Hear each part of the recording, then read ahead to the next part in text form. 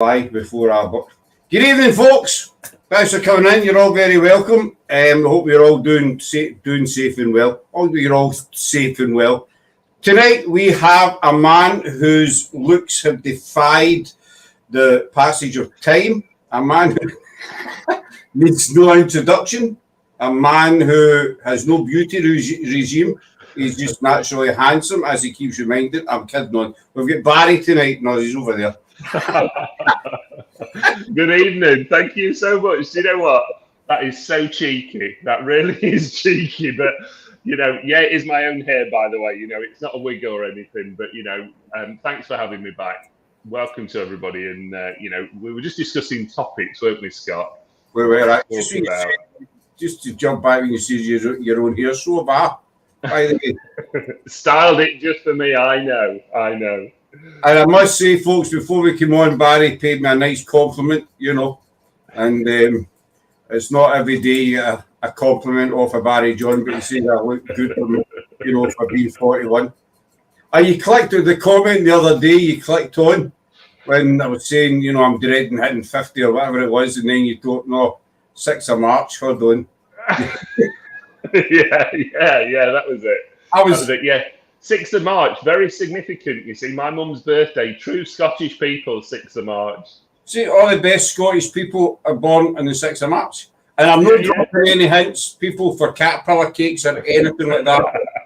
But, I'll tell you a wee story before we get underway. Caterpillar cake, I waited a year for a caterpillar cake. It was 2 years ago. It was my birthday. 2 years ago was my birthday. It's my birthday every year, you know what I mean?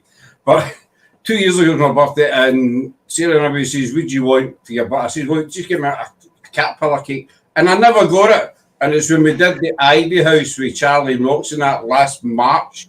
Charlie actually brought me a caterpillar cake. So I waited a year for a caterpillar cake. Totally changed the subject. Use information. Good brings his A game. I'm missing Emmerdale reruns. Well, I don't know if that's a loss or not.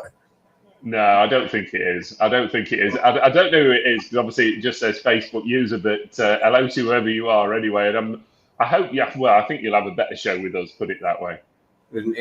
I used to watch Emmerdale. Donna French. Hey, Donna, though. Lisa's in, and Facebook user. Probably find out who they are. I used to watch Emmerdale, but when I was Big Zach and all the rest of it. But there's Laura. Laura's got an ear infection. Otherwise, she'll do it. Laura is one of your biggest fans, Barrie, believe it or not. Oh, well, she sent me a message the other day. And Laura, if you've got an ear infection, I really do sympathise with you. I get a lot of them. I've suffered with them ever since being a child, and they're awful. They really are. Oh, it's Gail. Gail for your team. Oh, hey, Gail. I don't know why she's coming up as Facebook user. It's no, ban him. Ban Gaz Cresswell. He's a pain. No, he's not. I'm joking. No offence, guys, but if you're an Emmerdale fan, Gary is a very, very good friend of mine. And somebody who I really have a lot of time for. He deals with basically, self-management of people, looking at motivating people. Great guy. It'd be great to have him on your show, actually, in a different topic in some way. Long as he doesn't talk about Emmerdale. Ban him. Just block him when he talks about Emmerdale. No offence, guys. No offence. I'm more a EastEnders man. No, I'm not really. I used to watch the soaps, but then I kind of got a life. You know what I mean? But they were all the same. In the soaps, you get a fire in EastEnders. 2 weeks later, somebody set fire in Corrie. 2 weeks later, they were up at Emmerdale lighting a wee fire and stuff. It was just, and then somebody would die, somebody else would die. They're always dying, or they're that miserable. Hey, it's nothing like take the high road, is it, Scott? Come on, take the high road. Well, my dad actually told me about take the high road. I was too young. So my gran, she told me about take the high road. I wasn't even a thought in my dad's head then, but I do remember take the high road. I remember take the high road, mate. I remember my mum watching Take the High Road. I think one of the worst soaps I've ever seen, and apologies to anybody who was a fan, was River City. I don't know if you've ever seen it. Don't know that one. It was a soap. It was based in Glasgow. It was meant to be South Sea. I made up a bit of Glasgow and what have you. And there was a couple of Sarah in as well. There was a couple of guys in it. They were maybe Glasgow crime lords or gangsters and that. Do you know what I mean? Yeah. I'm from Glasgow. I'm from Pollock. You know, the good bit of Glasgow. I know Pollock, yeah. The posh part, shall we say. You know, we had a sushi bar, so that makes us posh. They get rid of the Greg. They shut down the Greg's and opened a sushi bar in Pollock. Do you know what I mean? Bit of no-brainer. But these two guys in this River City, they were kind of like big-time gangsters and that, and they would say, I'm going to kick his teeth in. I'm going to kick his melt in. And it was, you see, it's so, they don't talk like that in Glasgow, you know. And they pull out a gun and say, I'm going to kill you. You think, there's somebody met the High Road cast while working in Palace Theatre, and they are brilliant. It was filmed at Luss, I think, wasn't it? I'm not sure. I mean, honestly, I'm not sure. I only remember it from being a very young child, because obviously I'm a few years younger than you, just to mention that one. You know, so I do, I do remember it. a few. You keep dreaming, sunshine. Keep dreaming. You're slowly catching me up. You know. I know. That's the scary thing. Yeah, big 5-0 for me this year. I told you that in March. Another March birthday, you see. I know, that's a big 5-0. I'm dreading hitting it. As long as I get my caterpillar cake, I'll be quite happy. Yeah, I bet. We'll send you one with all the candles on it. It's got to be with that. So it's got to be huge anyway. You know, a truck to bring it up with all the candles on it. I mean, anyway, I take that. This is good. We're only like 10 minutes in. We've talked about soaps and age and caterpillar cakes and stuff. No, I mean, put all the things right straight away. Aye, let's get things straight before we kick off. So about typing, use fingers, small keyboard. Same for me, 50 in June. Right? I feel sorry for you. I'll join the 50 club eventually. Yeah, whatever. Come on, Scott. Come on, Scott. So, how are you, Barry? How's life been treating you? Very good, yeah. I mean, we took some time off for Christmas, which is very unusual in a way, even though people are messaging for readings constantly. But we did manage to take a little bit of time off and have a bit of a rest period. But unfortunately, now for us, it's full steam ahead. You know, we start on the 5th, 6th of February with our first wellbeing show of the year. And then literally it's just a ricochet then of wellbeing events, mind, body and spirit events, readings, demonstrations, you name it, you know. But in between all that, I'm going to try and take a bit more time out this year. People will be pleased to know. So, so all good, really. You know, I mean, it's amazing where, you know, you watch the industry suddenly pick up and change in many ways, you know, and I love it now, watching people starting to book all the ghost hunts back in and paranormal events, etc. And it's wonderful watching them, and especially new venues as well. I love seeing new venues coming on the table. Mm-hmm. I did, after the pandemic, I did go off to quite a slow start. You know, it did, yeah. I mean, we got approached by a lot of companies to almost do sort of like online paranormal events with them, where two of them would go to an event, and literally I'd be sat at home talking about the venue, etc. And over that period, a few of you might remember, we did some filming with Jack Osborne, and that was all. I was at home here, and Jack was obviously over in America, you know, with the team. And again, we were just talking about paranormal venues because we couldn't do anything. Nobody could do anything. And it's funny how it hit the market, you know, and it's not just, you know, what we do in terms of sort of metaphysical. It was across the whole board, really. I mean, for me personally, our readings just went through the roof in terms of phone readings, online readings. We did a lot more online presence, which I think has helped a lot of sort of businesses and paranormal businesses get themselves known more, because they were all doing things online on lives, really, to promote themselves, because there was nothing else you could do. 100%. That's exactly what we were. We were like kind of started at the wrong time, but the right time. We started just before I think it was the second big lockdown kind of thing. So we only got maybe 2 or 3 investigations in, and that's it. Bang, we were locked up. You know, we weren't paid, we were just in the house. And so we sat and we thought, well, what can we do? We can't go anywhere. We can't go out investigating. No. And so we decided to start doing the podcasts, you know, and excuse me, it worked really, really well for us. And even though, you know, everybody was kind of locked away, etc., I think the doing it online brought a lot of people together that might not have met Yes. otherwise. Do you know, that's something I was just going to pick up on what Margaret's mentioned there. It was more accessible for people. We started doing a lot more online workshops and training, and we were getting people from, you know, overseas, from France, from Switzerland, you name it, you know, all over the place, really. And it was great because, you know, normally when I do a workshop, it's people pretty local to me, if that makes sense, you know, probably within an hour's drive. But we were getting people from all over the world and all over the country, you know, and what's great is that you can reach out further, you know, and that's the nice thing about it, you know, and for you guys, you know, doing the podcasts, etc., it shows a lot of people out there that there's more to it in a way, you know, and that there's a bigger involvement. And I love, I don't want to call it debates, but I love getting into the nitty gritty with people and talking about what sort of things confuse them in terms of the paranormal and shows. And I know we mentioned briefly, one of the things I'd love to talk about tonight is the influence of let's call it media presence nowadays, because I think it's got such a massive impact on us. And, you know, I remember, gosh, what you're talking, probably 20, 25 years ago now, when we had some really key paranormal shows out there that were live on TV.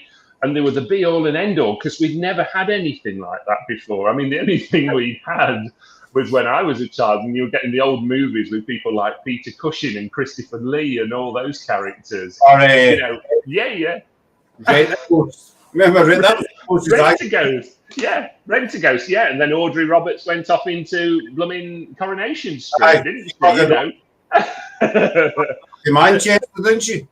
Yeah. But you know, these were the big times, wasn't it, for the paranormal? You know, that sort of, let's call it the late 90s sort of period, the 90s onwards, where suddenly people are getting really involved in something else, let's call it that, or let's refer to it as that. But you know, as children, where we lived as children, we used to have some really old cotton mills not far away, and we used to go and play in them as children. We used to, you know, dabble with all the paranormal things and see what was there, see what was chasing you. Very often you'd run out screaming and shouting because you wondered what had gone off. But you know, we weren't fearful of it, let me say that. And I think a lot of that fear factor has been created by television and media nowadays, you know, where everybody's suddenly got to run from it. You know, some of the movies that are out nowadays where, you know, they always depict the paranormal or the metaphysical as evil and dark and very sinister. You know, we never get a film, do we, where there's a let's call it a friendly ghost, like Rent-A-Ghost, for instance. I think the nearest one is like Casper, isn't it? You know, but we don't get that nowadays, do we? You don't get a friendly ghost. No, you don't. I mean, you see, when we were kids, we done the same thing. There was a place near where I lived, and it was, everybody called it the Haunted Farm. It was just an old abandoned farm, you know, and we would be up there, you know, during the day, night time. But obviously, we didn't tell our parents we were up there at night time, you know, you hung. And it didn't bother us, you know, we're not quite the thing, and you had to go through this kind of big forest to get to it, you know. And you'd be wandering away through the forest and playing about, and you know, and then into the farm, and you'd be there for hours, and you know, you never ever thought of the scariest, because it wasn't scary. No. You know? I think probably the scariest thing, Scott, was when you were there in the dark. Sometimes that was the scariest thing, wasn't it? But you never got feared of places, if that makes sense. Not like what we do nowadays. And I think certainly certain programs. I mean, I love what Gaz has just said there. You know, about Most Haunted, for instance. When it first came out, it was the first time anybody had seen any real evidence, and absolutely, you know, and I do honestly support that, because I think for programs like that, it developed this massive interest of a following that probably a lot of people wouldn't know about nowadays. You know, I mean, let's be honest, how many people had done a ghost hunt in those days?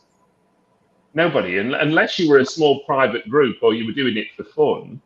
We didn't have public ghost hunt events. No, you never ever heard that end. But I was funny you saying that, Barry, because Paranormal Exposures, Willie and Kat Armstrong, Willie is originally from Nits Hill, Yeah. which was bang next door to Pollock, you know, and we grew up kind of at the same time. We didn't know each other, obviously, but when they were over last year, we met up with them. We done Loud and Cut, but I was saying, well, you know, when we were growing up, you never heard anything paranormal. No, none of your pals talked about it, or parents. No. And Wally says, you know, that's right. There was never ever anything. Donna's saying, due to me, that people assume that when they're investigating, they're going to experience things non-stop. Things being thrown and being attacked. When it doesn't happen, people complain or say it's not real.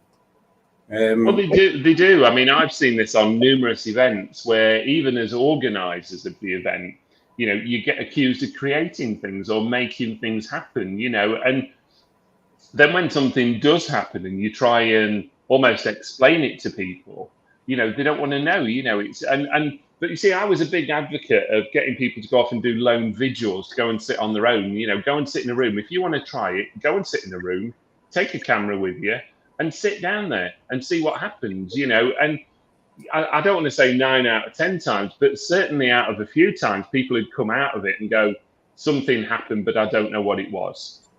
You know, I think it's, I see this in many a show.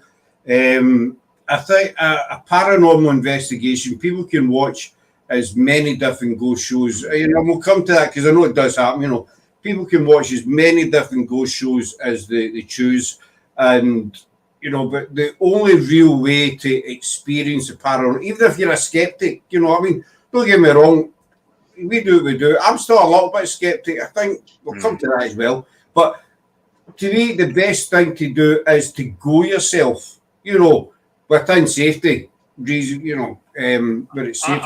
You know, I fully agree with you. And Scott, something you've said there really rings true to me, because I always describe myself as a skeptical medium on these events, because people will almost look at me and go, what, you don't believe? And I'll go, no, I do believe. What I want is proof. I want evidence. I want something to happen in front of me or near me that I cannot explain.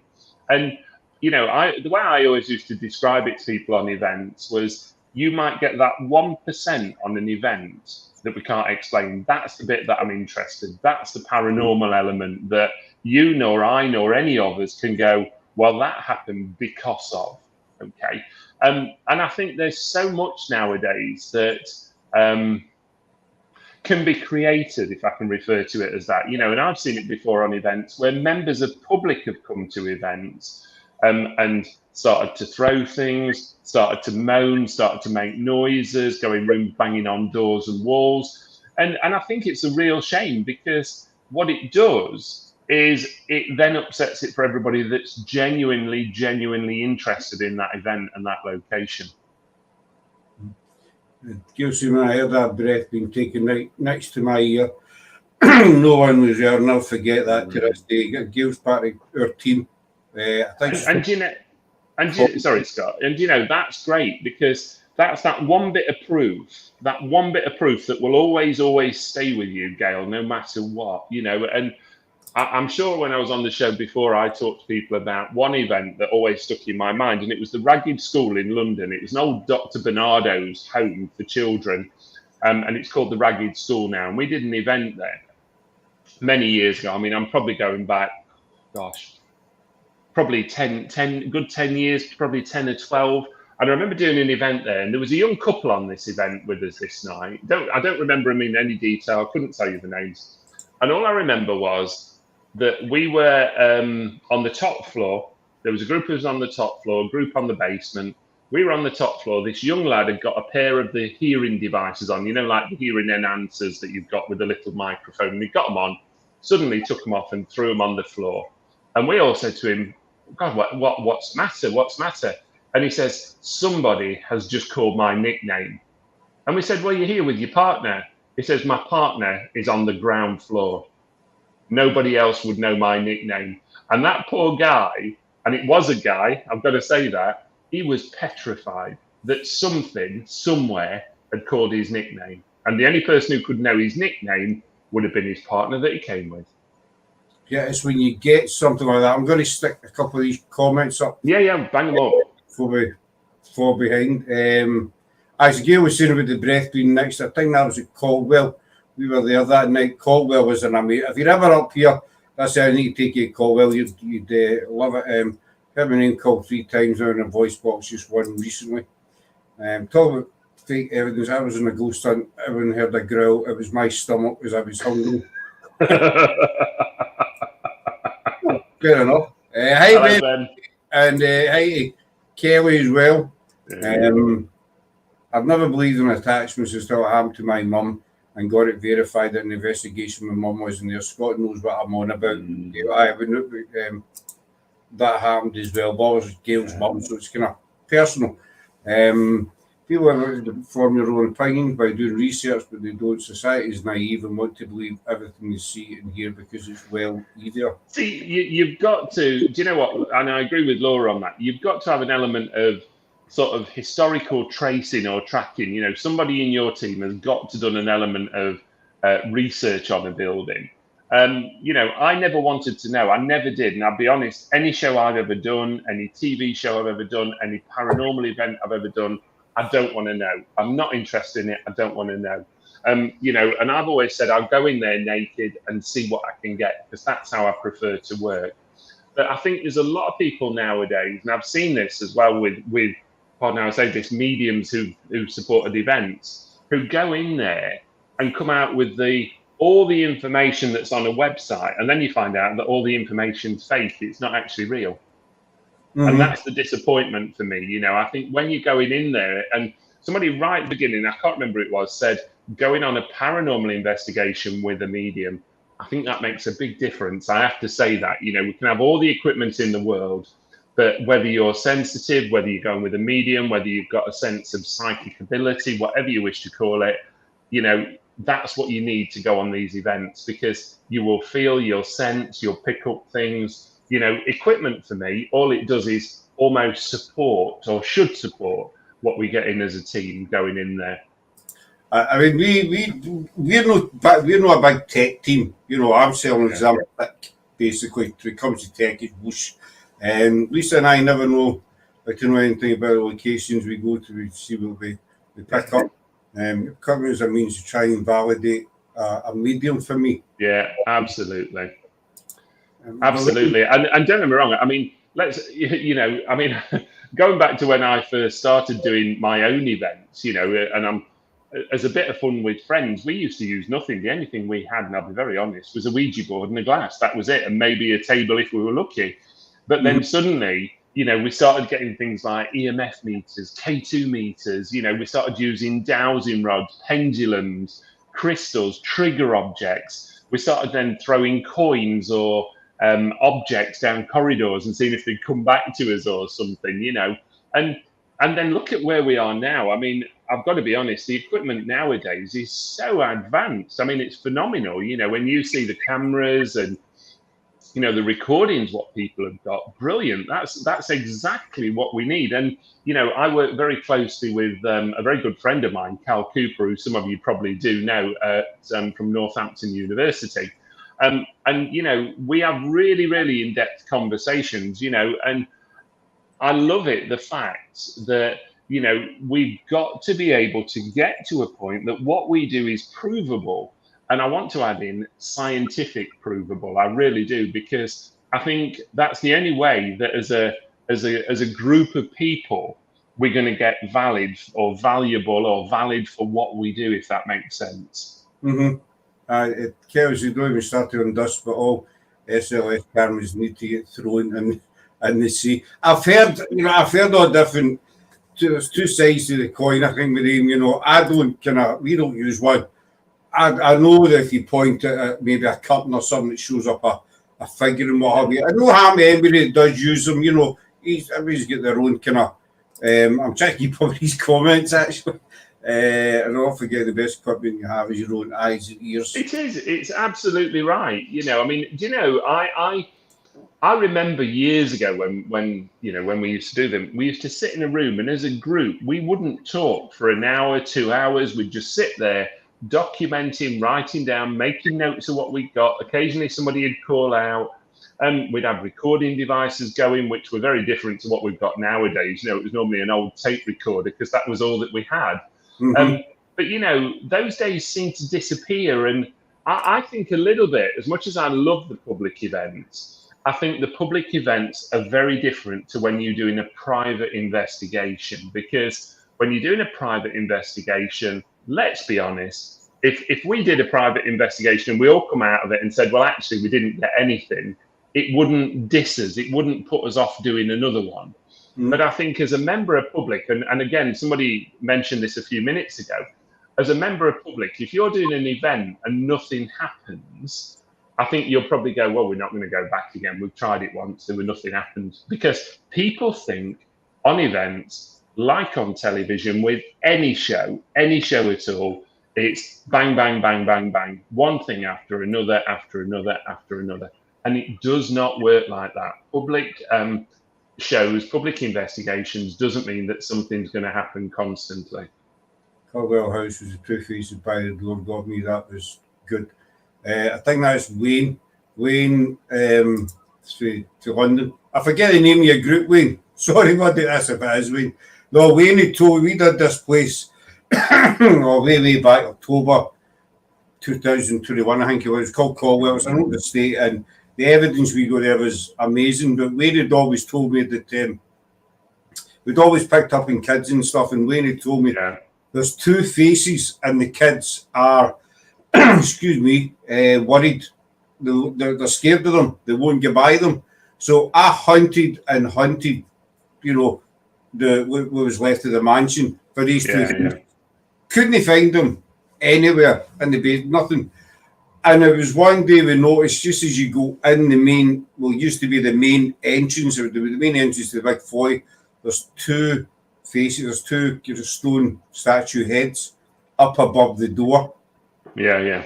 And Wayne told me about them, and I started thinking, well, kids coming here, no parents, seen this big house, they would have been worried, and that's the first thing they would have seen when they got the, bus or whatever it was, with these two faces. So it was kind of spot on with that.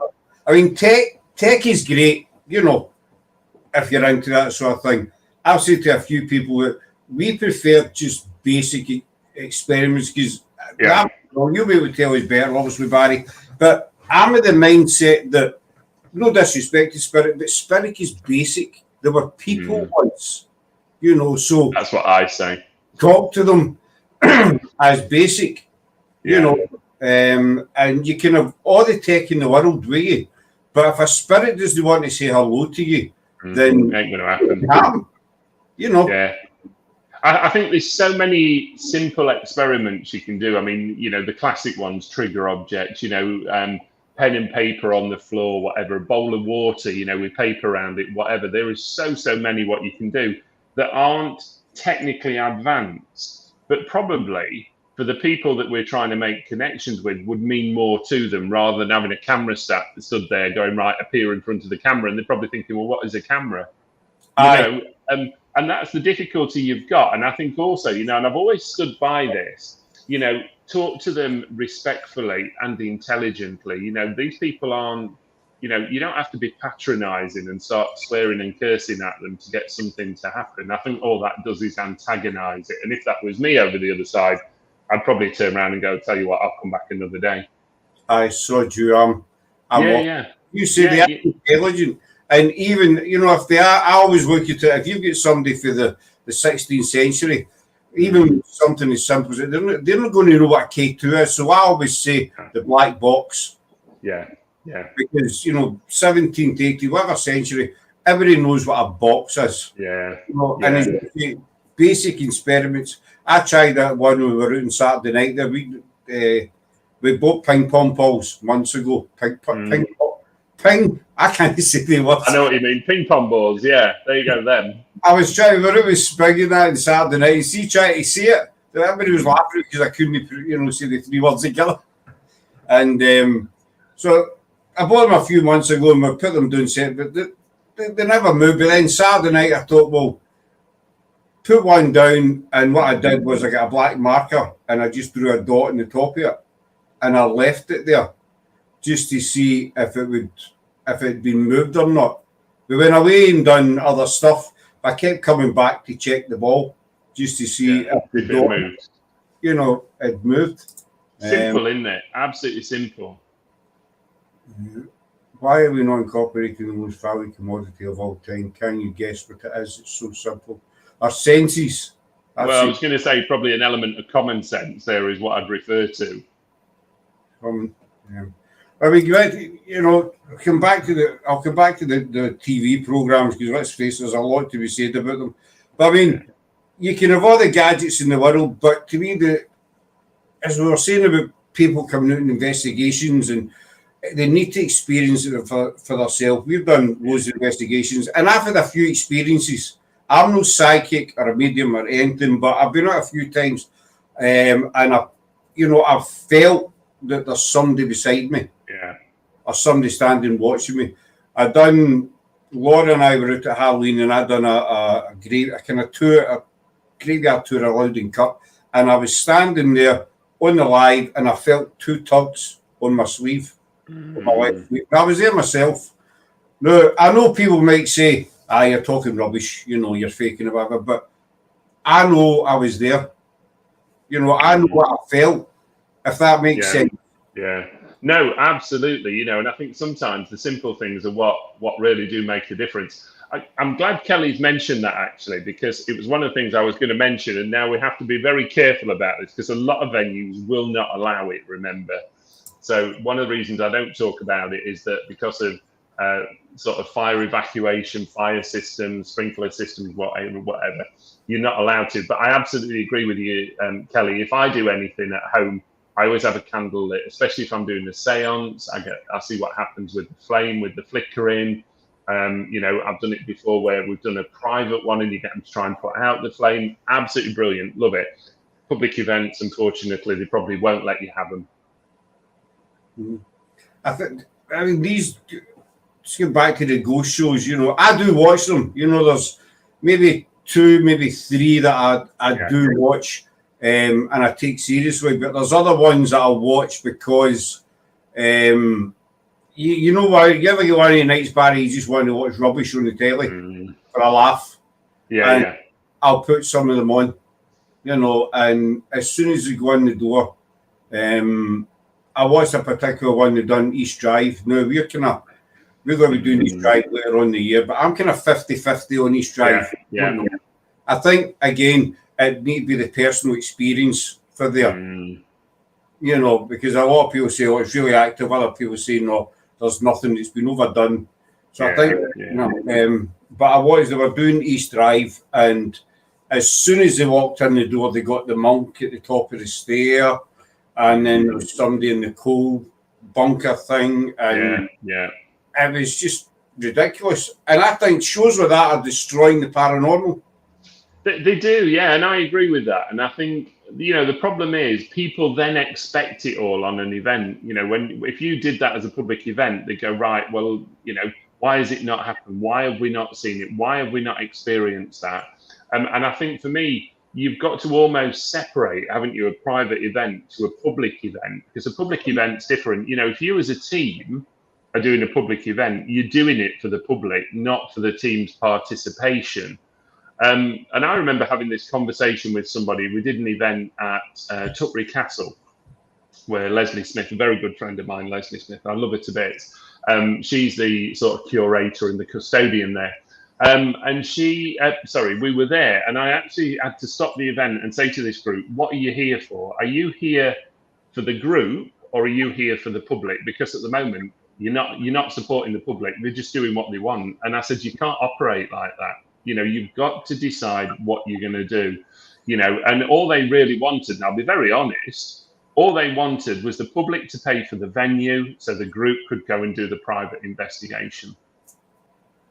And that's not fair. That's not fair on paying public. I'm sorry, you know, if paying public are paying, you've got to give them something. You know, you want them to have an experience. And, you know, that's why whenever I've done events, and remember, you know, for me, you know, it was a big thing, you know, it really was. I wanted to ensure that everybody got involved. Everybody did something, even if it was just calling out, sitting in a room, doing some EVP, whatever, automatic writing, you know, anything like that. I wanted everybody to get involved with.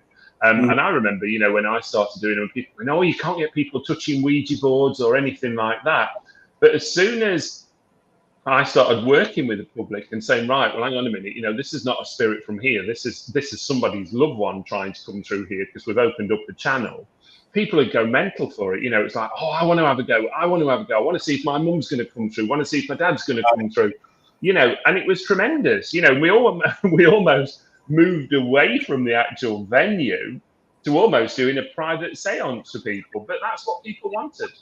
You know, they wanted to walk away knowing that something had happened, whatever that proof of evidence was. And somebody mentioned it earlier, evidence, evidence, evidence. If people can walk away with something, you know that they're not going to forget it. Whether that be a couple of seconds or a couple of minutes, they're not going to forget it.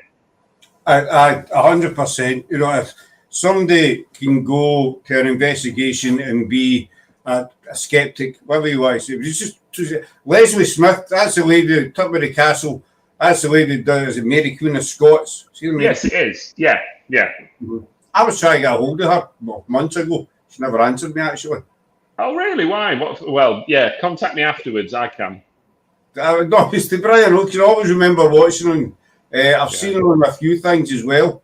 Yeah, lovely lady. I love her to bits. I've known Leslie Smith now for probably 25 years. I've known Leslie for. All right, because I watched Sarah's a big Mary Queen of Scots fan, and she'd done lives on, you know, on her, and it's when I was watching Leslie. I can't remember what she was doing, and she was. I think it might have been Most Haunted, actually. To be honest, yeah, it probably would have been. Yeah, Leslie took over as historian on Most Haunted. Aye, and I always remember because she was sitting down, and then. Well, I'm gonna drop. I've got to drop this in now, and you're gonna love me for this. Then, if you've got a bit of a following for Mary Queen of Scots, I'm actually related to her. Oh, Sarah's going to want to talk to you. There you go. Yeah, tell Sarah to contact me. I'm happy to come on and talk about it. Yeah, my 13 times great grandmother was a lady called Janet Stewart, who was governess, and I think she was step aunt to Mary Queen of Scots or something. Very, very convoluted way. But her daughter was one of the four Marys that went round with Mary Queen of Scots. I'll see. I'm looking for something. That's going to sound stupid. There you go. You see, I've got to mention that. That's my claim to fame. You see, I've got a few claims to fame with the family, but especially the Scottish family. But yeah, but there you go.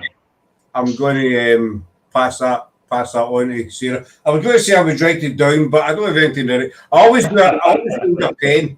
No, I never had anything doing on the lives. It's a thing. You ever get that? It's just a thing to play with, kind of thing. You know, coming from a legal background, I always have a piece of paper next to me because I always want to write something down that I want to chat about next time. But, you know, we talked earlier, didn't we? And we said we'd talk about skeptics. Now, I love talking about skeptics because one of the things I love is when somebody comes to a show, brings their partner, okay, who probably didn't want to be there because there's probably football on or they've got, an offer of a pint at the pub, and they come along, and you can guarantee that somebody like a skeptic will be the one that something happens to that almost makes them change their mind. And I've seen this numerous times on events where somebody will come who probably didn't really think there was anything and it wasn't really fuss, you know, happy to sit in a room thinking, oh, well, whatever happens, happens. Lo and behold, the one person that probably will go away from the event thinking, actually, you know, there was something there. And, you know, remember, there's nothing wrong with being a skeptic. You know, all that skeptic means is that you're looking for validation from me. You're just looking for that. that element of proof really to go, yeah, there's something there. You've got to, before I come out, just recently, Gail's husband, Reese, had the first time they came out with, Reese was a bit of a skeptic, and went to the New Castle and he had the headphones on, and he got a few things through the headphones that were kind of person private to him, you know, and I think that kind of, didn't turn him to paranormal, but kind of made him think a wee bit, you know. Yeah. But you've got to be skeptic. This is just my opinion. Hey, Facebook user, there's too many teams out there, and they'll go out and everything is paranormal. No matter what it is, you've got to have that element in you where you want to stand back and say, right, that K2 went off, so what could have done it? You know, you need to look and try You've got to, and as people that do this, you know, you, I, the team, etc., you've got to be able to work with people to make them look at them scenarios and go, well, actually, it could have been this or it could have been that. Let's see if we can recreate it. If you can't recreate it, then for me, that's the one that I'd mark down and go, well, actually, I can't explain that. But, you know, I mean, the classic one is the EMF meter, isn't it? And somebody stood next to an electrical fitting or a fuse board or something where suddenly it's going ballistic, you know, berserk. And, you know, you try and say to them, move away from it. You know, there's nothing paranormal there. Move away from it. You know, try it in a different area. And people's mindset, and again, this probably goes back to that TV element. People's mindsets when they go to these venues, it's almost as though they know what they're going to get or know what they're wanting to get. And actually, it's nothing to do with the venue. It's all up here. You know, it's all been almost man-made, created straight away. You know, but, you know, I always say to people, if you're doing a paranormal event, you've got to go in there with an open mind. Don't go in there saying, oh, well, like you said, you know, the monks at the top of the staircase, you know, I don't know, the headless lady is going to ride across the grounds. Well, hindsight probably tells you it ain't going to happen, okay? And I think you've just got to go there with that open mind, thinking whatever we get, however big or small it is, it's going to mean something. I mean, I remember doing an event with a very good friend of mine, a lady called Denise Mott, who used to run an event at a company called Compass Paranormal in Nottingham. And we did an event at a place called Fox Denton Hall in Manchester. I think it was just outside Manchester from memory. And I remember we're all in this little sort of, I don't know what it was, but it was created almost like a sitting room upstairs in the building. And the next minute, she was stood in the doorway, my friend, and the next minute she was on her backside, about 10 foot up the corridor, you know, and we still don't know what happened. You know, all she remembers is something grabbed her and dragged her backwards. That was it. All right. And I think we've all had that on events. I certainly have. I've had it on events before where I felt pushed, pulled, pushed about, moved, wanted to be moved into another location, you know, whatever. And they're the sort of things I think you've just got to go with and go, well, actually, that wasn't me. You know, that wasn't my sensation. You did well. Laura, she said her bum felt on an investigation we done. She got bum squeezed when she was sitting on a chair. I sat in the same chair for about 5 hours after her, and nothing. I was disappointed. I came, you know, you're looking about. Well, anytime I'm here, but nothing. And you know, that's the frustrating thing, isn't it? People like me and you will sit there going, "Yeah, we want it to happen. We want it to happen. Come on, do it," and it doesn't happen. And then somebody else will sit in the chair who doesn't want it to happen, and you know, thinking actually there's nothing there, and lo and behold, it happens. Aye, exactly. It's the same as we done an investigation one night. It was an old castle, and not much of a secret. Twice this week that has been met. Oh, I think it was mentioned. Sorry, Laura. I know everybody knows you get your bum felt, so you did good. He's only jealous, Laura. That's all it is. He's only jealous. You went home with a result. You know what I'm saying?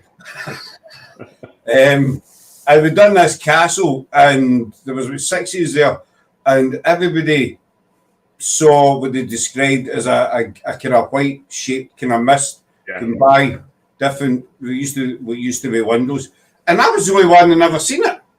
I felt left out. You know, what's up with me? You know, but I started, after everybody says, oh, you know, I've just seen it, you start looking about and you're like that, you know, just going to hurry up, happen. Just, you know, and it doesn't. But you know, Scott, I used to get this all the time with like the, you know, I don't know, the broken radios, you know, all these sort of things, all these new devices. And people used to sit there in a seance with me and go, did you hear it? And I go, no. Did you hear it that time? No, I still didn't hear it that time either. And I don't know whether it was just me just being ignorant to it almost, or whether it was somebody else thinking, actually, yeah, in here I heard it, but I didn't hear it physically.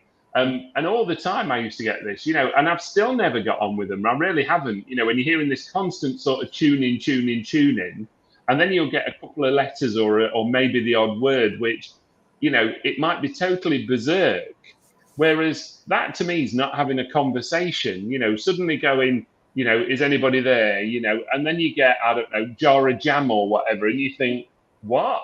You know, and people are so sort of, oh, did you hear it? Well, yeah, but what significance did that have? You know, next thing it'll be like pizza. All right, a ghost that eats pizza now. And people then start making this, pardon how I say this, and people are probably going to have a go at me for this whole load of baloney, really, that just doesn't mean anything at all. You know, and how many times have we seen it where when you're doing a Ouija board and people will start writing all the letters down, and you'll get Q, R, X, Z, Y, A. And you're thinking, that doesn't spell anything. That just doesn't mean nothing at all. You know, you cannot make a conversation from that. And I think it's that element of control as well. You've got to have an element of control, knowing when to stop it and start it, really, in a way. Hey, I'll tell you what, Scott, you've not seen the size of Gary. Oh, is this going to be a weight thing? No, is he? No. Or is it the other end of the spectrum? Yeah, he's a big guy. He's as tall as me, Gary is, and I'm 6'5", you know, and he's a big guy. He used to be I think it was in the RAF. It was in one of them anyway, but a great guy. But yeah, we do have a giggle, but that wouldn't surprise me, Gary eating the pizzas. I thought you were going to say he's not shy around a steak pie. No, I mean... He probably isn't, actually, but neither am I, funnily enough. I've had one tonight for my dinner. I share a can of juice with a spirit.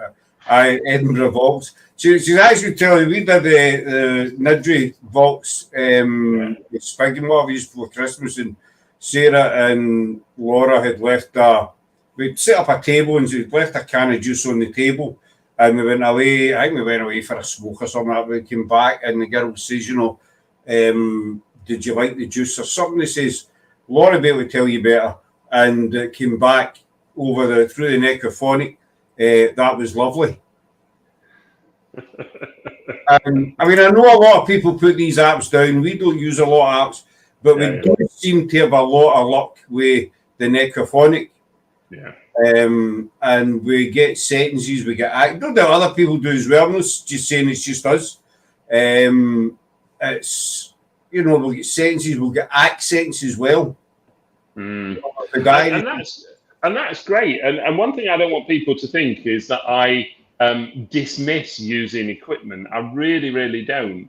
But what I want to see and what I love to see is it being provable and sensible. That's what I love. Well, what we tend to do, I'm a great believer, and we did, as a long story short, we've been working at Loud and Cut quite a wee bit, and just before, we know there's a little girl spirit there, and there's other spirits there, and the young kids that pass away when they're very, very young.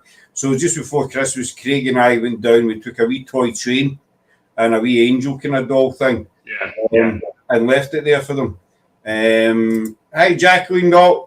And so what we did was we went back, I think it was about 2 weeks ago now, because I was curious, but, you know, we left it for two reasons. One, because it was, you know, Christmas time.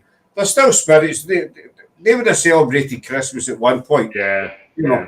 And two, I wanted to try and experience. So we went back about 2 weeks ago, and I asked, can you tell me what gifts we left here for the kids, for the children?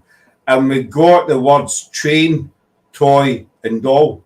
So it was an echophonic. So I was saying, aye, that was the word train. So I sent it away to 3 different people. Kimber was actually one of them.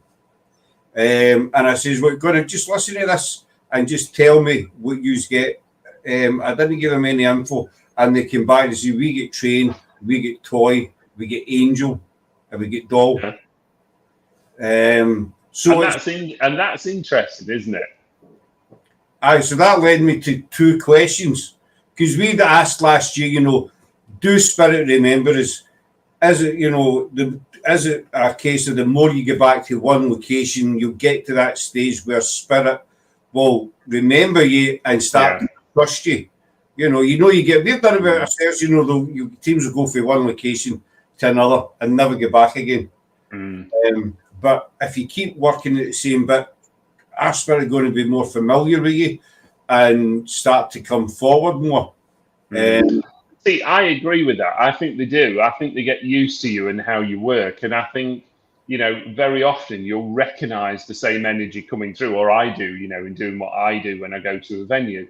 And I think, I know this one, I've felt this one before, or I'll go, hang on a minute, this is something a bit different. I've never had this. And, you know, the other one is one we always get asked about, you know, can spirits travel over water? Well, yes, you know, I mean, I do events, as you know, all over Europe, you know, especially demonstrations and workshops.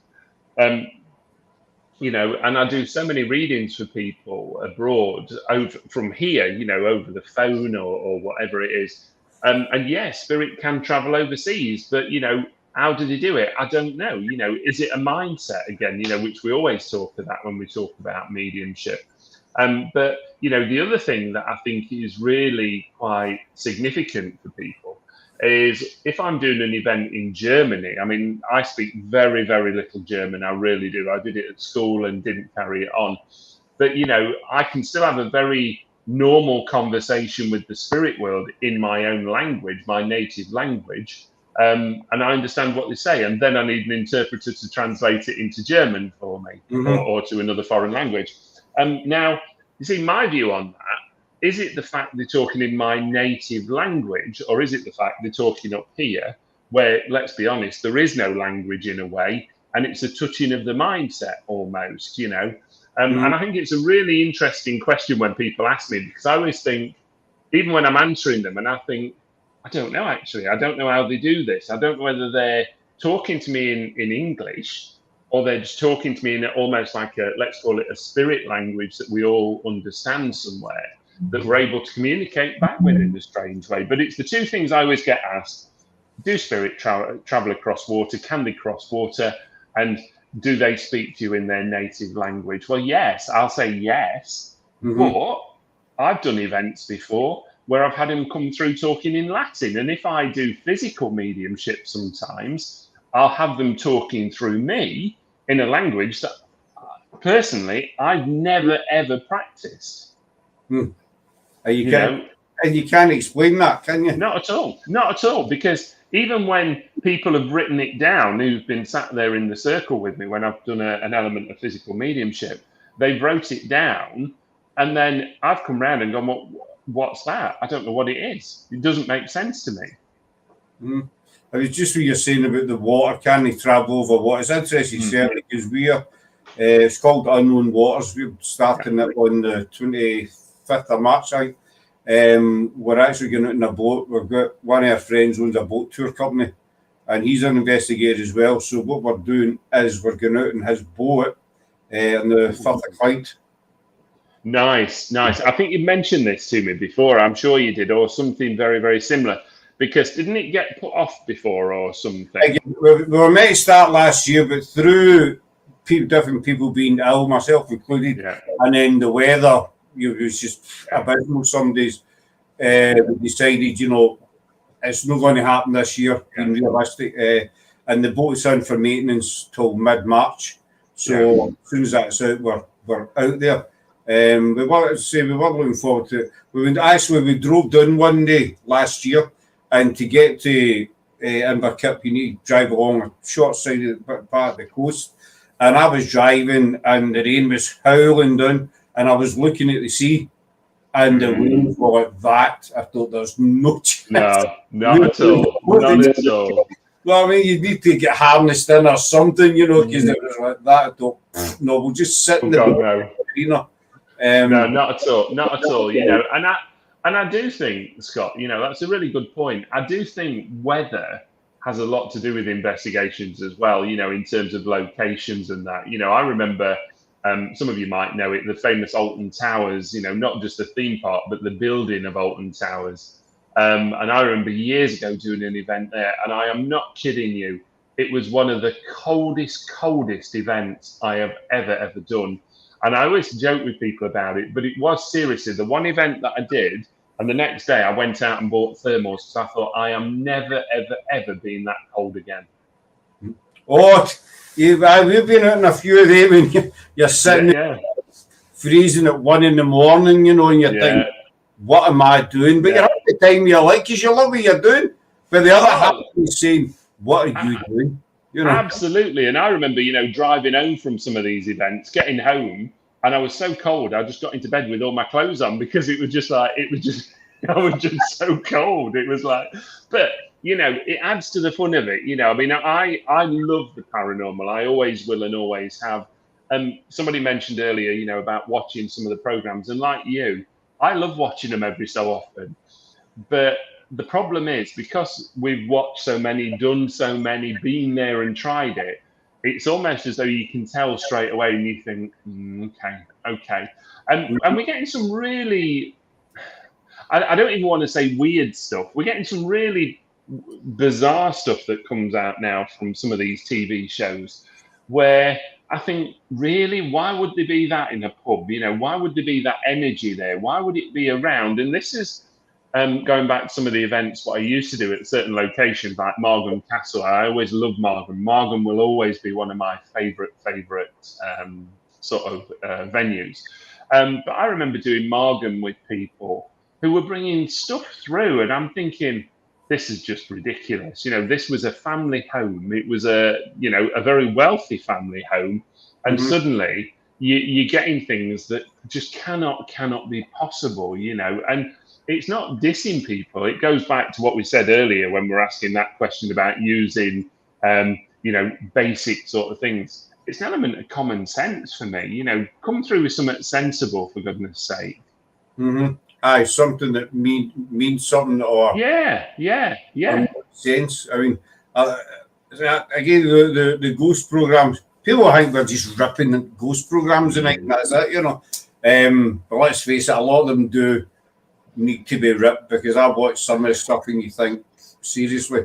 And it's given so many people who are maybe thinking of coming into the paranormal this. You know, to me, it's given them two impressions. One, that when they go out investigating for the first time, they're going to get headstones flying about and, all sorts of, and it's given them the impression that we're all just talking crap. Basically, everything's fate. It's absolutely right, Scott. And you know, the one thing I never want people to do is judge what I'm saying or what we're discussing now and think, oh, well, I'm not going to bother going then because it's all a load of rubbish. I want people to go and experience it themselves, to sit there in a room on their own if they want, or with a group of people, you know, people that you can trust, somebody who isn't going to open a packet of crisps halfway through or a boiled sweet wrapper. Sit there with a group of people and go, whatever comes, I'm happy with it. And, you know, have a go at the trigger objects, have a go at calling out, see how you feel your own sort of senses, you know, your own psychic ability. And I think that's where it's important going with a very good company like yourselves, with people that know what they're doing, where they will help you develop that psychic ability and talk to you about it a little bit as well, because it is a minefield. It's an absolute minefield of things. But before you start doing any form of paranormal or ghost hunting, you know what? Understand how you work yourself. Understand your own psychic ability. And then, you know what? It makes it so much more fun. It really does. Kate here. I'd like to know Barrie John's stance on demons. They trend on YouTube now. Everything is the demon, demonic, or evil. I think that's cake. Kate, sorry, Kate, coming from Hectic Paranormal, the other side of the pond, the other side of the world, for Australia. Correct me if I'm wrong, Kate, please.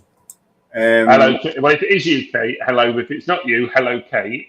Hello, Do you know, this is something that me and Scott's had a chat about before, and I know I love touching on this because I think you're absolutely right, Kate. Everything now, what happens is always demonic, demons, evil, you know. And the thing that I find quite bizarre, really, is places like America that only have a few hundred years worth of history suddenly seem to have things that even we don't have in this country, and we've been going for thousands and thousands of years. And it really disheartens me in a way, because I think when people start talking about demonic, demons, animals crawling across the floor, creatures, whatever you want to call it, and I think it really makes a little bit of a mockery of it at times, where it puts people off coming, because people will think, oh, I don't want to see that, I don't want to get involved, you know.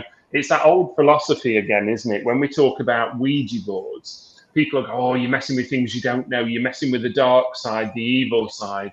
Well, you know, that's all been created. It's man-made, created. And I think it's the one thing I'd love to stop somewhere. I really would, Kate, to tell you the truth. Because, you know, yeah, I think you always get, how can I refer to it? I want to refer to it as negativity in a building, whatever that is, you know, whether that be an individual, whether it be something that's happened there, you'll always get that.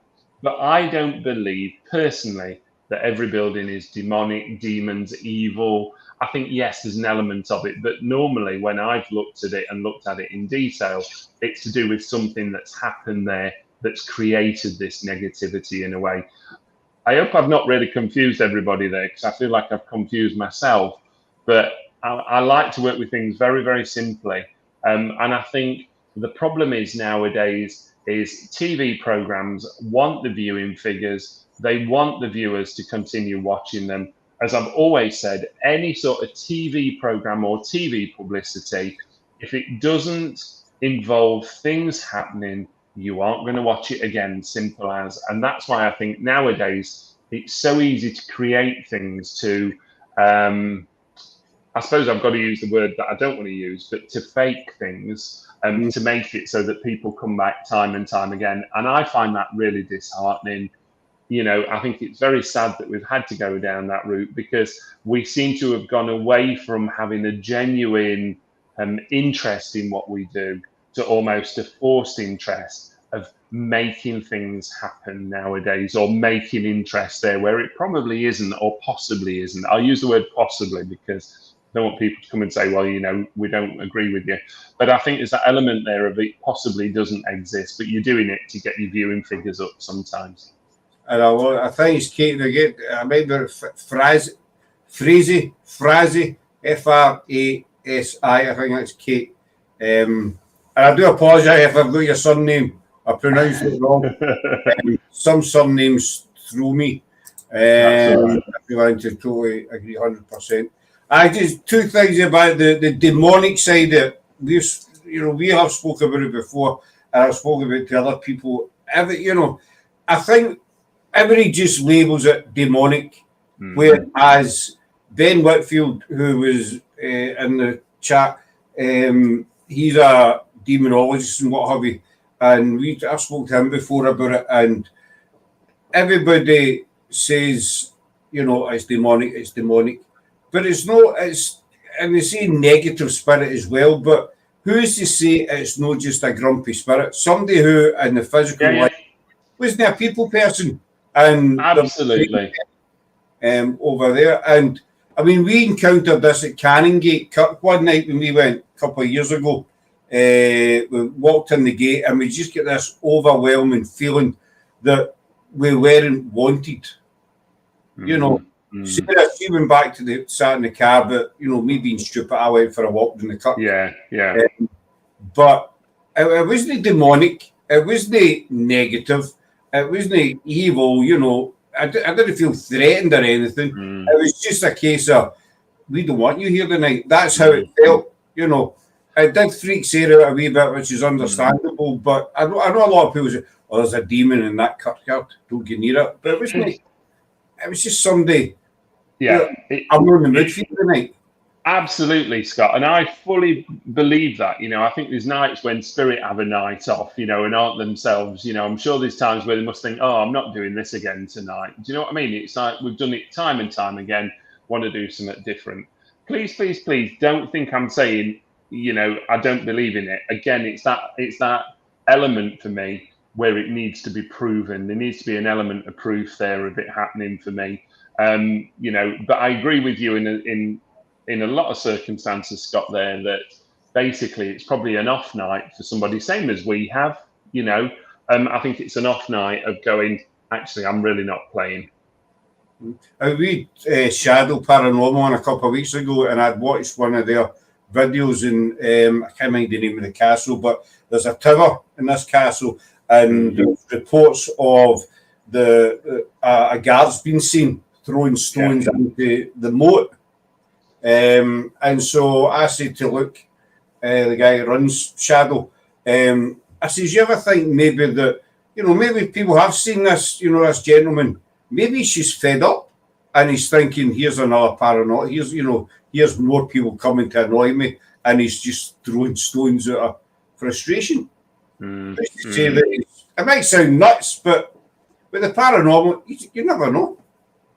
You don't know. And I think, again, it's all that having an open mind. I mean, me and Ben, Ben, I think, is a lovely guy. We have some great chats. He's coming along to some of our shows as well. So it's nice to see him on board tonight. But I love hearing people's different views of things as well, and especially intelligent views, where people have experienced something. And you show me something and prove it to me, and I'll go, 100% behind you with that. I think it's tremendous. I think the more that we get people that are professional out there, they've investigated things, they've looked into things, they've learnt it well, that's what is giving us that, what I'm going to keep referring to as scientific proof, where we all then going to start being believed a little bit more. I think it's when we start coming out with things that are totally, totally unbelievable, people just see us as a bunch of mad people in the background. I would just before we come to that question, but just the ghost shows again. But do you think there should be shows that show the two sides of the paranormal? Investigation, two sides of paranormal and the one show. What I mean is that they'll show a wee bit of activity, but then they'll show, look, this is what also happens. We can sit for hours and get nothing. And some people might find it boring, sit and watch it because they're just watching it for the thrill. But I think, and it's just my opinion, I think this would give people a sort of wider knowledge of the paranormal if somebody did say, look, this is what really happens, before. I agree with you on that. And I think that's something that I would love to see. And I think you're absolutely right that, if you could show people that, sometimes when we've gone to events, nothing's happened, or sometimes when we've gone to events, there's a lot of things have happened. And I think that's where people will have more respect. I mean, you and I have done events before. I have, certainly, where nothing's happened all night. Very little has happened. There's nothing that's happened where I could go, oh my God, that was something. And I think this is where, you have to expect that on an event. It's not all on demand. It's not all going to happen. Every night you go, it isn't the same old, same old, same old. This isn't a stage show. This isn't theatrical. This is, if it's going to happen, it's going to happen. And I think at the end of the day, you imagine the poor old spirits there when they're doing this for the 10,000th time because it's another group going through. They must think, oh, I can't be doing removing this teddy bear again. I've done it 10,000 times already. And, absolutely. And I think it also goes back to what I was saying at the beginning. An element of respect goes a long way. Talk to them with respect. Remember, depending what sort of century you're going back to, they might not even understand what you're saying. They might only know, a different form of language, like Latin, for instance, or, getting them to write, they might not know what writing is, for goodness sakes, Aye, just as well, because we go back to the ping pong balls. I've got an idea. I don't know, last week, get 3 balls and put numbers on them, but then I thought, no, wait a minute.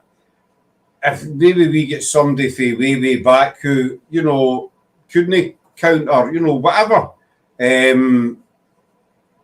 might not understand what the numbers are. So why not just mark one of the balls, line, whatever, and, because they'll understand it this way. But I think if you have to respect the spirit, but I think if you're honest and you turn on the people who are watching you or following you, whatever, and tell them, look, we've got nothing. To me, that's the only way to do it, because,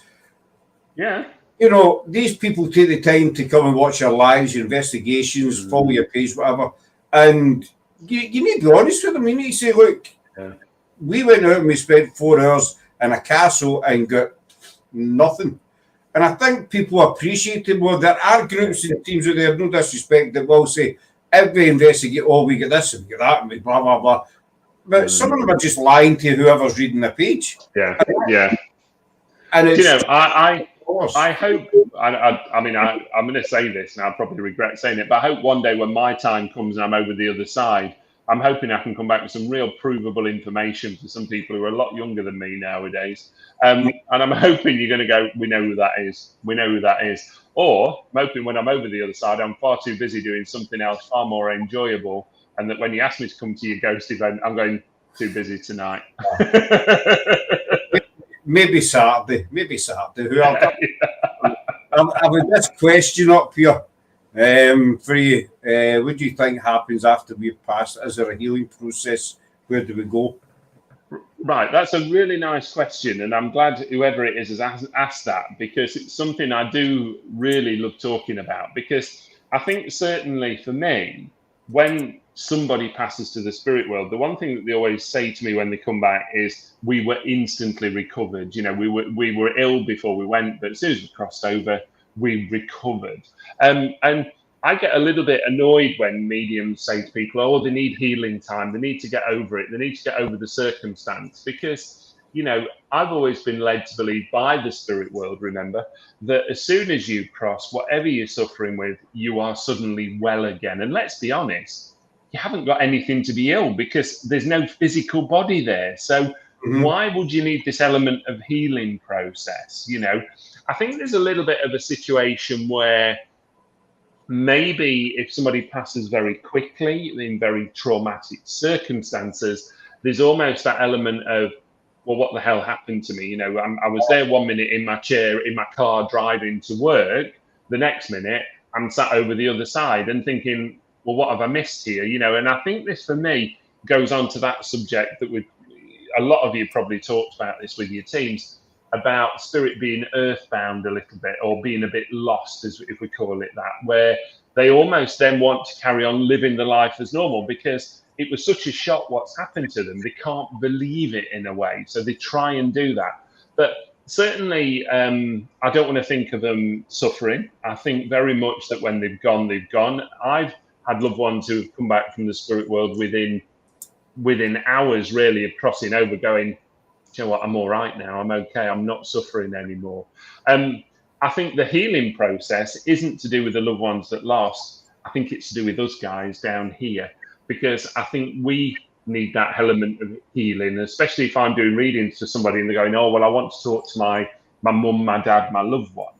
And I know that they're holding back on the other side. And I'll go, very often I'll talk to people more or less on a counselling basis. And I'll go, well, how would you feel if they come through? And they go, oh, well, it'll break my heart, And I think that that's why they won't come through for you.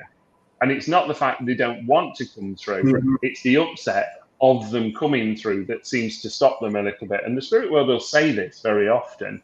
So I think we have to be ready for it. And I always say this to people, remembering when you've lost somebody, in a way, you've got to let them go. You've got to let them go and think, actually, you know what, we'll carry on with our lives. And the other lovely bit of that question was, where do we go? Do you know what? I still don't know to this day. All I know from the spirit world is that we go to a greater place, okay? Very often when they come through, depending on what I'm doing, if I'm doing physical or trance, whatever, they'll come through and talk about a place of learning. So I don't know whether that's like almost like a big library or universe in the sky. Some of them will come through and just say, we're back with our family. You know, we're back with the family members. And very often when people cross over and they come back, they'll always talk about being collected by a loved one as well. You know, my mum, my dad, my child came to collect me and bring me over to the spirit world.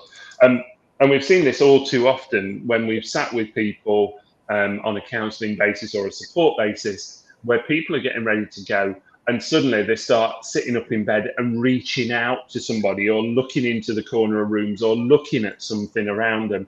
And, you know, again, personal experience, I remember this with my own mum, who was talking to them about being in the next room waiting for her. You know, they're in the next room waiting. And this is things that I love investigating with people about that reaction towards the end. You know, I think a lot of people know when they're going to go. I think they almost have like, how do I call it, a secret calling to the spirit world, as though the spirit world had come and said, look, you know, in 2 weeks' time, we're taking you, you know, it's your time.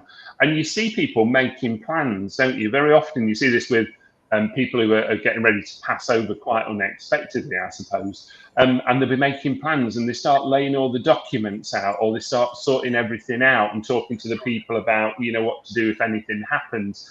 And you think, well, whatever made them do that? You know, what has given them that knowledge to go, I've got to start preparing this because I know I'm not going to be here much longer? I totally, you know, they get this kind of sixth sense, or, you know, whatever you want to call it. I don't know. There is a word for it, but they do realise, you know, right, my time's nearly up, so I need to get this done, and people do start working, you know, what's he doing? You know, why is he digging all that stuff with that drawing? But just what you were saying there, Barry, about when people pass over to let them go, you know, it's hard. We've all lost loved ones in our time, you know, and it's hard to let go. But I think you do need to give them time, and they'll come back when they're ready. But you know, they're never actually away. When my dad passed, I've told this story a few times, but when my dad had 2 little chihuahuas. I told this story the other night, but one was really nice, the other one was a vicious little monster that they locked in the kitchen every time I came in. The night my dad passed, he passed very late at night. I came back to the house with my stepmom, and I sat in my dad's chair. You know, I don't know why, I just sat in my dad's chair. And my stepmom went out of the kitchen to make a cup of coffee, whatever, and she forgot to shut the door. And this thing came running out. So I was expecting to get eaten. You know, I'm a goner. I'm going to join my dad. You see in 5 minutes, Dad. And but it jumped up in my lap and cuddled right into me. And I found that really weird. So I started thinking, is my dad here and he's telling the dog to behave or stop after me now? Or I felt that really, really, you know, it could have been for a totally different reason. I don't know. But I don't know. It was a weird one. I've got a question for Kate, but I've got a question for you before I'll jump in before you, Kate, if that's all right. I've asked a couple of people this. So we go in investigations, right, and just use a castle, for instance.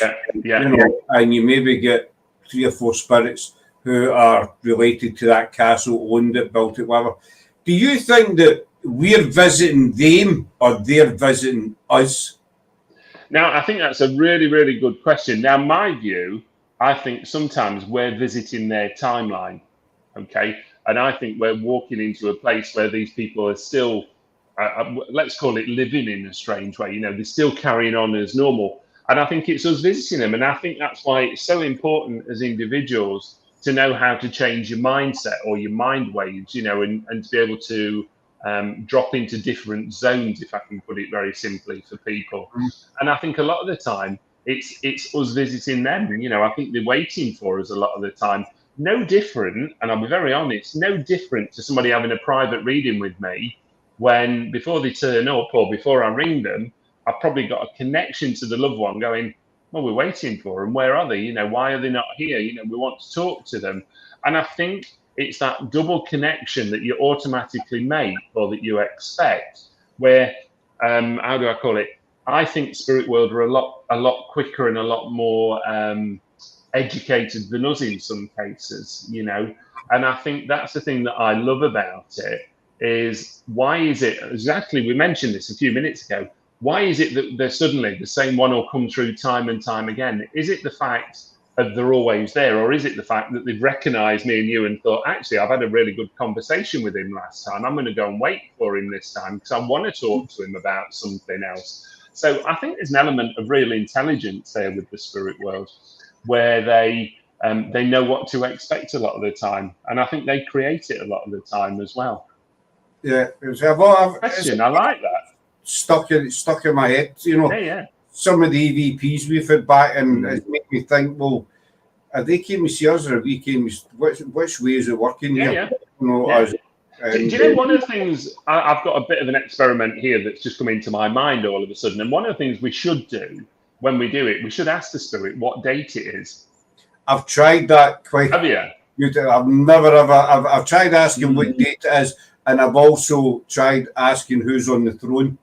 You know, who's really good. That is a really, really good one. You know, and it's something I mean, it's, you know, I'm surprised I've never thought of that before, but it's just something that's come into my mind, just to go, you know, even if you got a year out of them, what year is it? You know, what year is it? And, you know, see what they come back with. But then I suppose it's a real tough one, because that goes back to what we were saying about, if they were illiterate, would they actually know what year it was?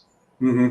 I don't know who the king or, you know, if they came back and said, you know, Henry the VIII or something, and you know, it's a kind of.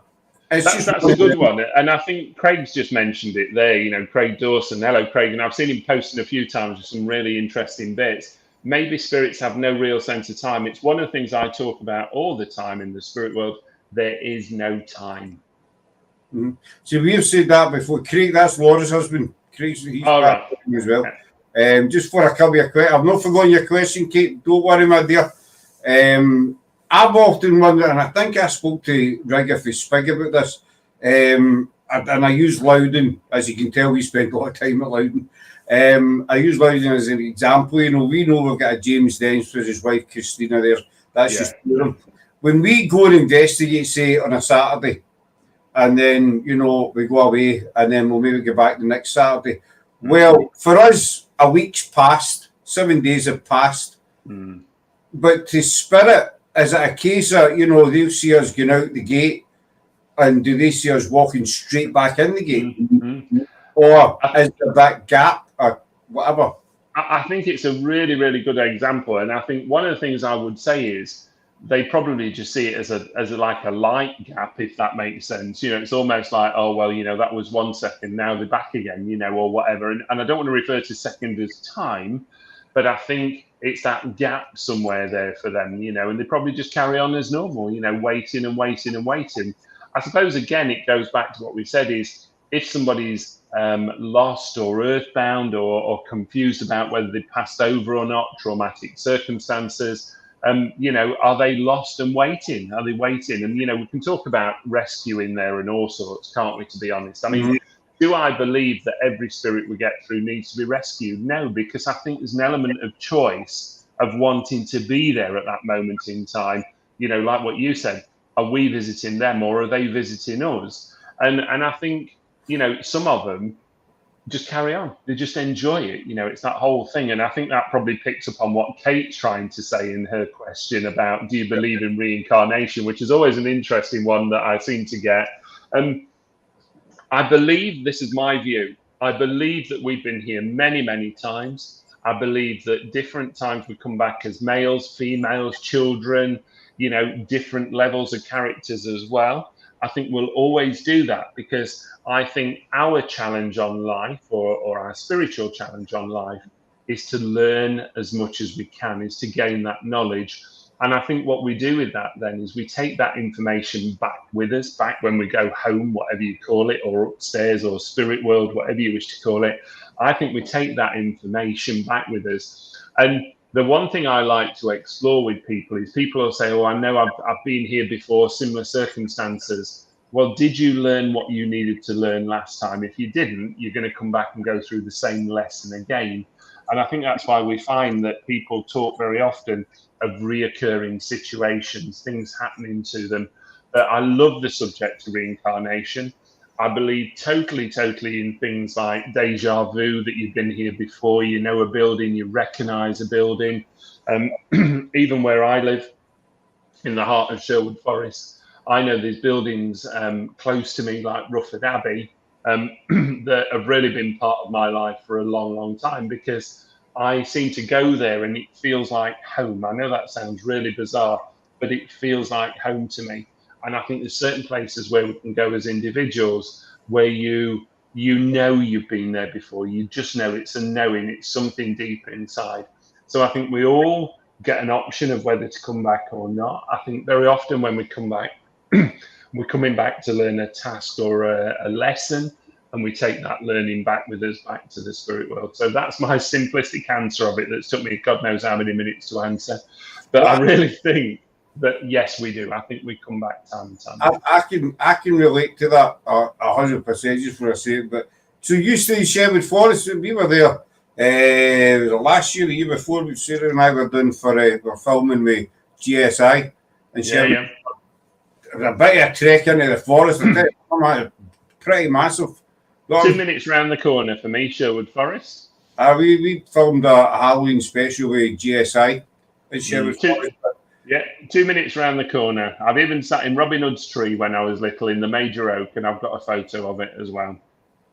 Oh, that's brilliant, because I've seen that picture of the tree on somebody's YouTube channel. You can't get to it now, unfortunately. It's just what you're saying, you feel drawn to place. I've always said that I've always been drawn to Greyfriars Kirk for some reason. Don't know why, but every time I used to go through Edinburgh on shopping trips. Well, not shopping trips, just go away for the day. But every time I went to Edinburgh, I had to go to Greyfriars, even for like 10 minutes. Yeah. I could never explain it. And I was talking to a medium, many months ago, and I was telling her, we're talking about Edinburgh, and so, I'm drawn to Greyfriars, blah, blah, blah.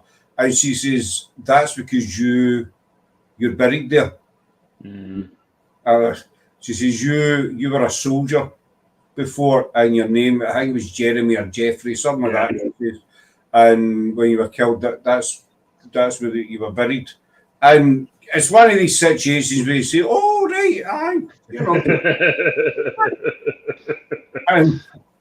but, I think, aye, okay, maybe. But it's a strange pull, as you say. I totally get that, because, I'm always kind of pulled towards Greyfriars, and I feel totally, I know a lot of people say it as well, they feel quite peaceful and welcoming, and then you get the teams that say, oh, it's horrifying, there's demons in there, and all that baloney. But I've always felt kind of drawn to it. I think it's how you are as an individual, and I agree with you on that, Scott. I think certain places you get pulled to. Kate's asked there about basically when we're talking about reincarnation, and do I think it's inherited memory?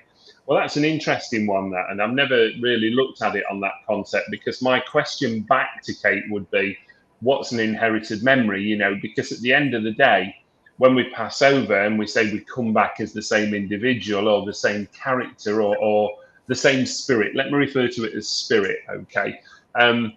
Very often we hear this time and time again, where people will talk about people they've spoke to in the spirit world. They remember members of family down here.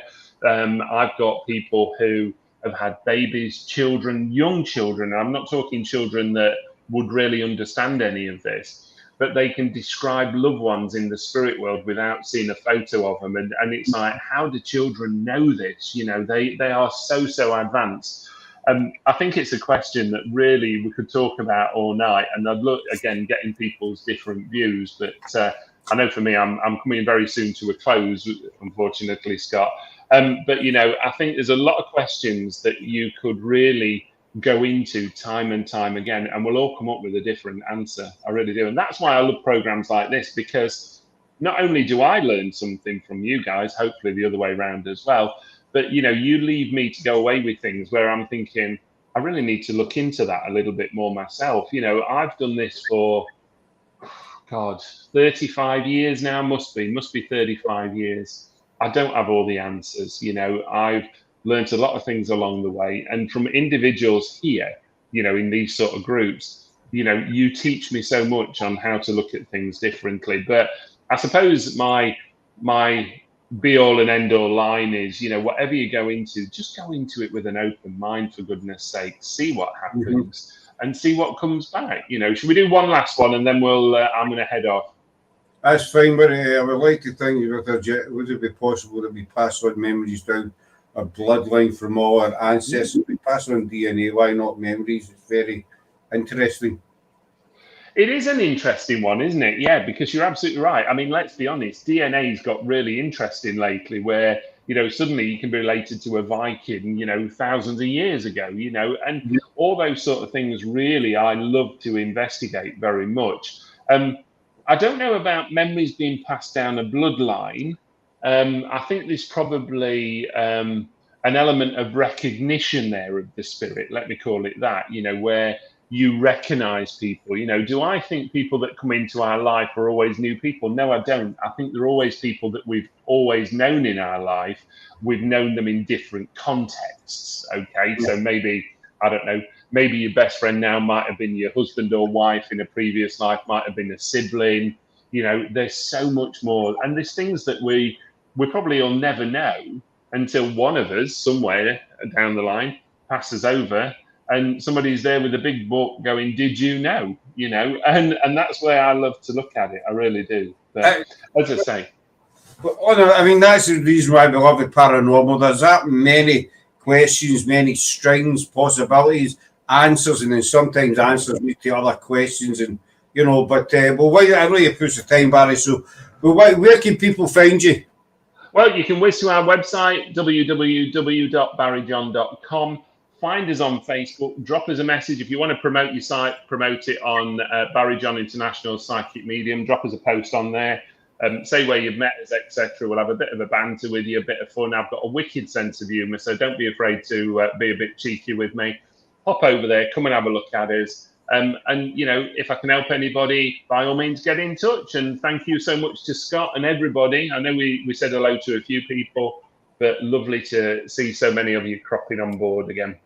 I don't believe a word they says about my age. That's, you forgot that, but don't believe a word there. I won't let on, Scott. I know it's your 21st very soon. Thanks very much. As long as I get my caterpillar cake, I'm a happy chappy. Thought we can take care of it. But I'll hold on 2 seconds after we come off. So that's it for tonight. Massive thanks to Barry. You will be seeing him again on the 25th, I think, with Kimber. I think it is. Yeah. We've got a podcast. And we will get him back because, as he just says, there's so much more to chat about. So we will be getting him back. So a massive thanks to Barry again. It's always great having him in. And to everybody came into the chat. We're back on tonight with little Rosie Carby. We all love her. The Ghoul Gang. Go to come in and give us a wee chat. And thanks for your comments. I tried to keep up the best I could. And I say thanks everybody. Take care, and we'll see you tomorrow night about 9 o'clock-ish. 9 o'clock. So bye for now. Cheers guys. Thank you very much. Bye.